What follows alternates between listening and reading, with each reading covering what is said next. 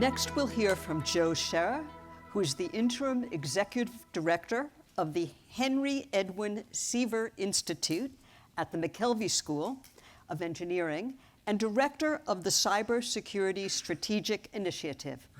He is here today to speak about cybersecurity. Welcome, Executive Director Scherrer. Thank you. We are living today in a state of pervasive and endemic cyber unsecurity. And the train that we see at the end of the tunnel, well, it is a train at the end of the tunnel. That light, it's a train coming at us when it comes to cyberspace.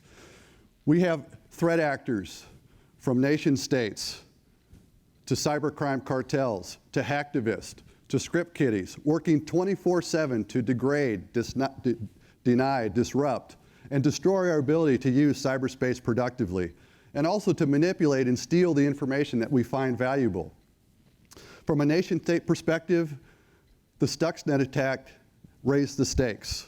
And the Snowden disclosure not only impacted the ability of our intelligence community to protect the nation through cyberspace operations, but it also made available tactics, techniques, tools, and procedures previously reserved to nation states, made them available to all those threat actors I mentioned previously. So the consequences of an attack in cyberspace have grown immensely over time.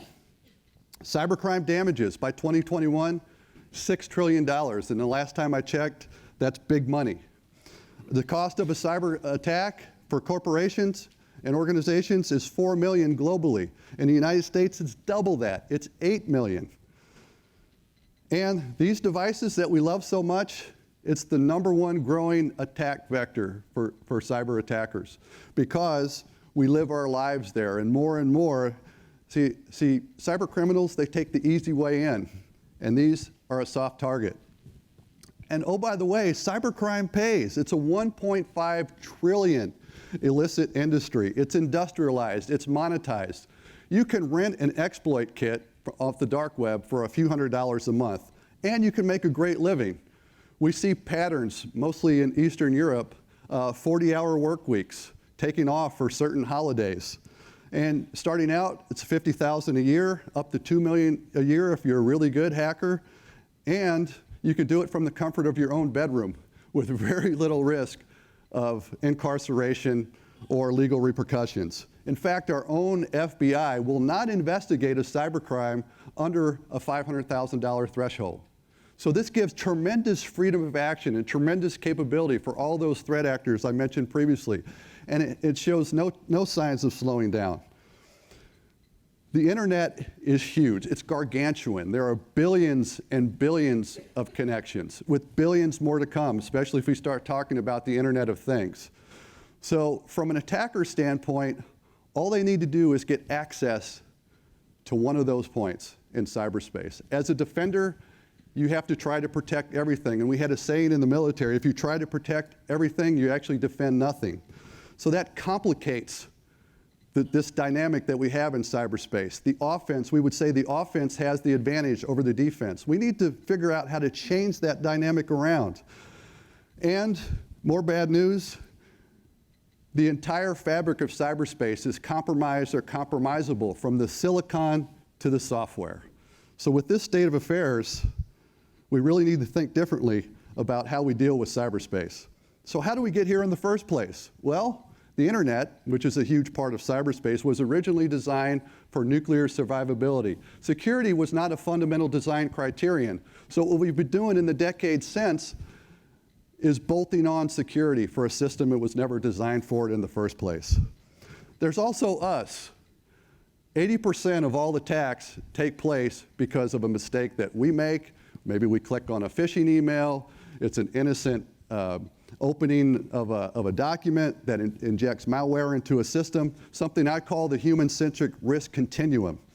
We've all seen these in our office, right? Yeah, pretty convenient, but also very, very helpful for insiders. And those great passwords, right? How do we remember all those? So what do? We're really in a situation, a pivot point when it comes to cyberspace. Well, we could take out a clean sheet of paper. We could redesign and re-engineer our whole approach to how we exchange and deal with information, but that's costly, that's time-consuming, that's very complicated, even if we can switch off from the infrastructure that's in place and so embedded in our daily lives. Or we could take a cue from Darwin. The most adaptable of the species survives. How do we start to gain a step on the adversary and adapt quicker than they do? We could learn from Einstein and broaden our thinking about cyberspace and inject new and fresh ideas. I would assert that cybersecurity is a team sport, and we can take a lesson from our own Stanley Cup winning St. Louis Blues, who figured out, yes, let's go for two, right? That coming together as a team and playing your role and doing it well is richly rewarding. I would also say that it's an organizational team sport. It is not solely and only the responsibility of information technology and cybersecurity professionals, but the board, the C-suite, the other lines of business, our vendors, clients, customers. All of these folks need to come together to put together a comprehensive approach to cybersecurity. Academically, it's a team sport. Certainly, the McKelvey School of Engineering is central to what we're doing in cybersecurity, engineering, and computer science. But what about the contributions of law, psychology, sociology, criminology, medicine, history, science, philosophy, and the rest? And our university is uniquely postured to make a significant contribution in this regard. Our approach in the McKelvey School of Engineering is multifaceted. We've stood up one of the first programs in the country in cybersecurity engineering. We are looking at cybersecurity as a bona fide engineering discipline. We have hired what I would say is a critical mass of faculty, elite faculty, looking at such areas as adversarial artificial intelligence, IoT, and medical security, and dark web behavior patterns. We are also on the verge of signing a research agreement with the National Geospatial Intelligence Agency, who has invested $1.7 billion for a facility in downtown St. Louis. The champagne is on ice. We're one signature away, but in federal bureaucracy time, that may be a while. But we're close, and we're excited. And they're excited to work with us because they're very keen to help, to allow us to help them solve their cybersecurity challenges. In particular, one of interest to them is geospatial assurance. How do we assure that our satellite imagery that we're collecting is really what we're looking at, that it hasn't been changed or manipulated or degraded by some sort of malicious adversary? We've also formed something we call the Gateway Higher Education Cybersecurity Consortiums. We got the deans from 7 regional institutions to agree to magnify our collective impact in cybersecurity education and research. And for those of you that have been in academia, getting 2 deans' degree on anything is a minor miracle. So I would classify this as closer to a major miracle, but it's really fantastic. We're doing collective events and hackathons and career fairs and looking to engage with industry and government agencies to advance St. Louis's contribution to cybersecurity. We've also we've partnered with St. Louis University and established in Cortex in Midtown, which is a region or an area of a lot of mojo and dynamism when it comes to entrepreneurial activity and innovation. In the CoLab, we teach classes in cybersecurity and technology and innovation, and we connect with corporate and government partners to put on programs to help educate and train people in terms of cybersecurity. It's really a magnificent space, and our own Chancellor Martin helped cut the ribbon on it. And we look at it as a satellite site for the McKelvey School of Engineering in the heart of the Cortex Innovation District. Finally, we have this exciting initiative underway that we're audaciously yet realistically calling the Global Center for Cybersecurity, Privacy, and Trust. We have industry involved, companies like BJC, like Daimler Mobility, like Bayer, like Enterprise, like MasterCard. We have the aforementioned university consortium and government agencies like NGA and also the United States Transportation Command at Scott Air Force Base and the United States Air Force.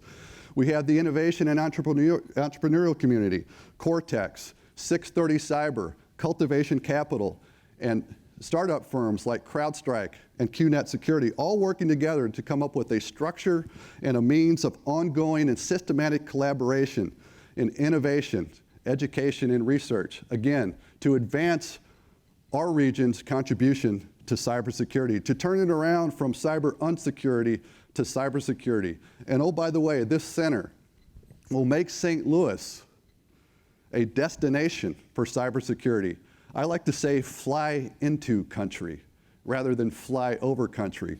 That's what we have going on with the Global Center. So in closing, what we're doing within the university, within the community, is building a parallel set of tracks so that the light that's at the end of this tunnel is really a bright future for the St. Louis community, the nation, and the world. Thank you.